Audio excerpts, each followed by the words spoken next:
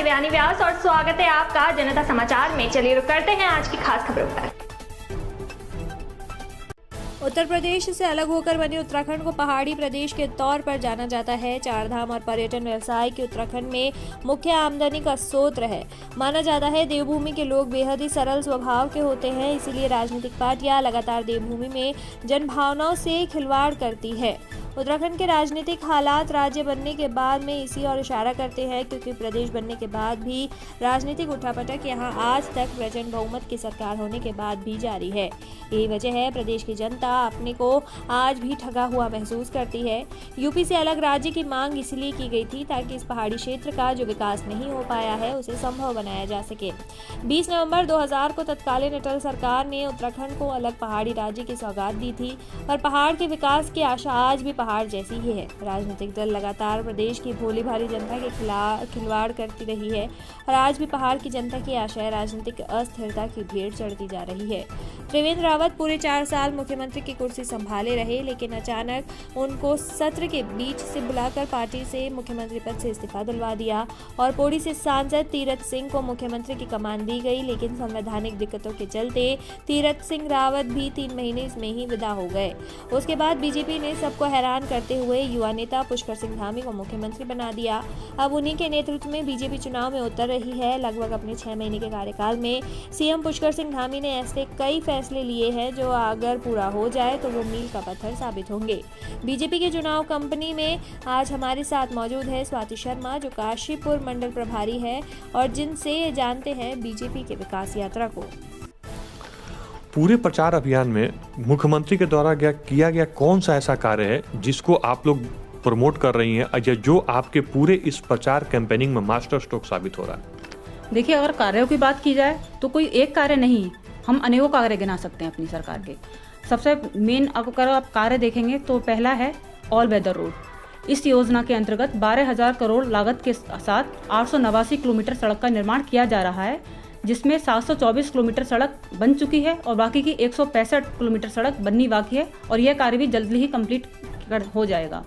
इसके अंतर्गत चारधाम यात्रा को सुलभ बनाने के अलावा हमारे जो सीमा पर सैनिक होते हैं उनकी पहुंच को आसान बनाया जा रहा है और ये देश की पहली पहाड़ी मोटर गाड़ी योजना होगी जो 24 घंटे यातायात के लिए उपलब्ध रहेगी।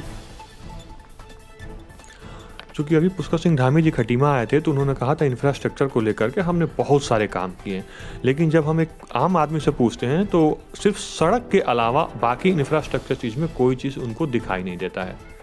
देखिए, इंफ्रास्ट्रक्चर के क्षेत्र में हमारी सरकार ने काफ़ी काम किए हैं और अभी चूँकि धामी जी का कार्यकाल अभी 6 मंथ का हुआ है तो अभी आपको सारे काम देखने को मिलेंगे। दोबारा से हमारी सरकार बनेगी और ये सारे कार्य आपको धरातल बनेंगे। अब देखिए, इंफ्रास्ट्रक्चर के क्षेत्र में जो देहरादून एयरपोर्ट है उसको इंटरनेशनल एयरपोर्ट बनाया जा रहा है।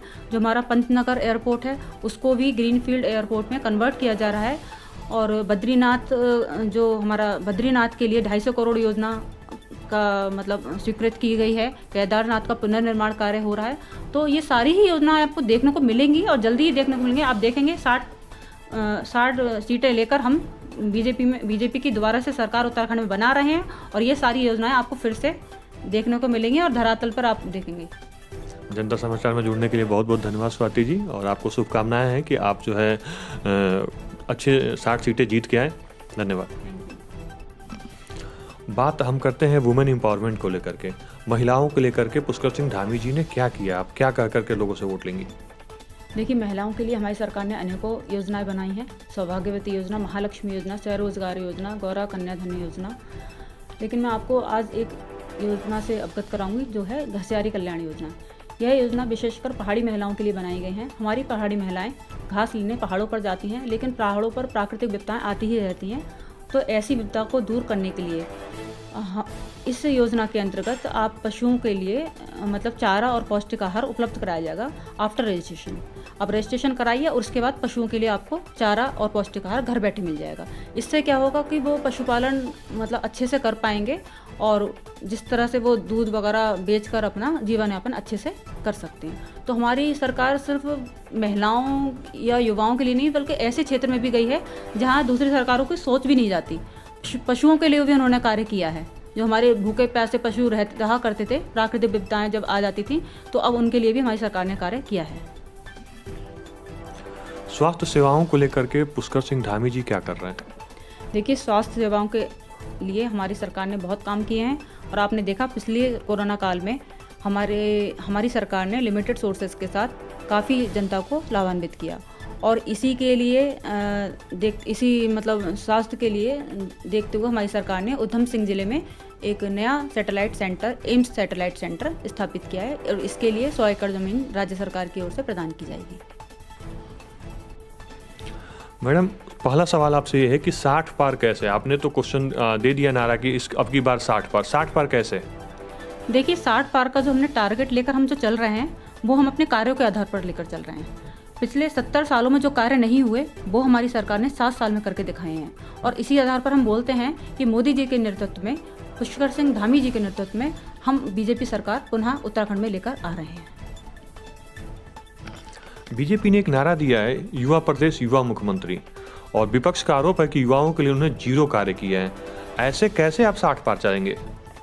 देखिए, हमारी सरकार एक युवा सरकार है और युवाओं के लिए उन्होंने इतना काम किया है कि हम गिना भी नहीं सकते।